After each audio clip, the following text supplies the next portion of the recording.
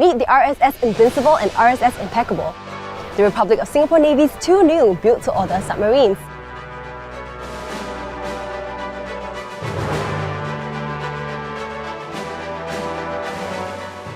I'm very proud today to witness the commissioning of our first two Invincible-class submarines that we have customized and designed from the ground up after over 25 years. But what makes them so special, and what does it take to work on one of these? I'm meeting the Pioneer crew to find out. Because we can't see underwater, so sound is the only system that we can use to navigate through water.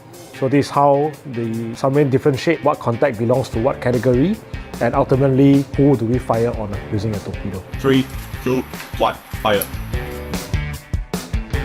I'm at the Submarine Command Team Trainer, a facility where submariners train with simulated systems ashore before training underwater.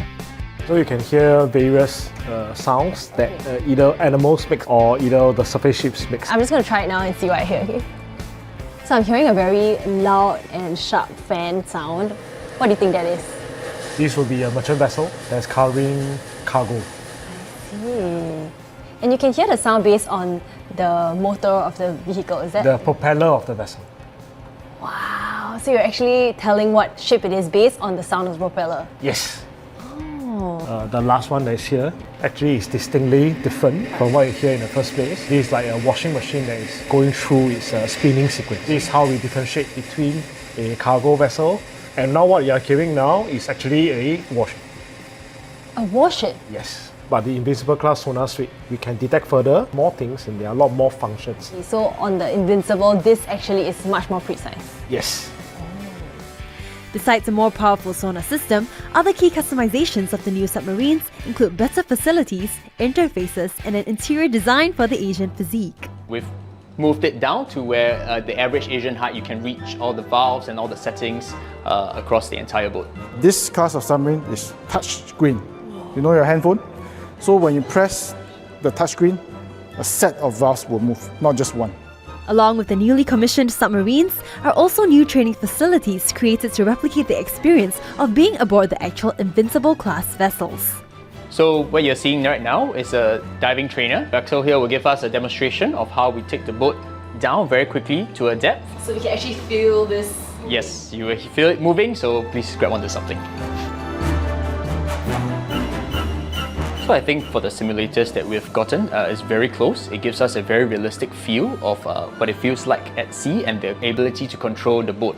Of course, on board, it's going to be quite a bit tighter, but very realistic for training. Speaking of training, I'm ready to see if I can train to become a submariner myself, specifically an onboard marine engineer at the new maintenance trainer facility. So as part of the training, the learner is supposed not to touch the plus and the minus pole of the battery. So when she does that, you see the red light? That means she has electrocuted herself. That's part of training. I'm with M.E. Fortune, and he has spent more than 20 years on all three classes of submarines as a marine engineer, looking after the submarine's internal battery compartments. What you see here is an identical submarine battery, but the thing is, it is not charged. So for a person to safely do maintenance without being electrocuted. So I'm completely safe today? Yes, you are. Then you move over to that side. Okay. Yeah, face down. Nice. This is not the best place to be in. Yep. One of the jobs that is included in the battery maintenance is to make sure that the battery water is topped up to its optimum level. And this is where we need to remove and top the water in. Oh my gosh, this is so hard. I'm gonna fail. I'm definitely failing at this job. So this is only one of the many tasks that we do for hundreds of cells once a month, up to 6 to 8 hours a day. In this position? Yep. I guess I may not be cut out for this job after all, but this female submariner definitely is. What does it feel like being one of the first few female submariners like ever?